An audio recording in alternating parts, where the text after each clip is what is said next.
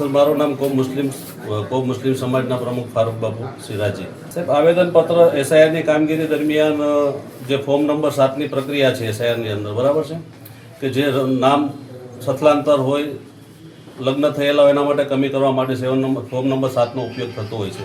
પણ સાહેબ, એસઆઈઆરની કામગીરી પૂર્ણ થયા પછી જ્યારે અત્યારે કોઈ ત્રાહિત વ્યક્તિ દ્વારા ઉના તાલુકાના નાંદણ, દેલવાડા, નવાબંદર અને મારું ગામ કોપ ગામનું પણ 110 લોકોના નામ માટે વેરિફિકેશન માટે એક 7 નંબર ભરી અને અરજી કરવામાં આવેલ છે.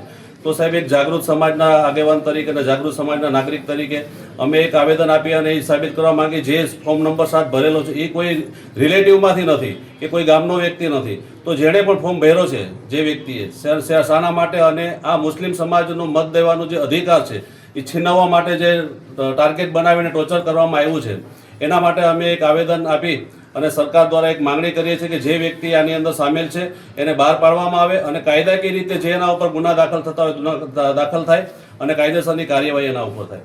એના માટે અમે આવેદન દેવા માટે આવેલા છીએ.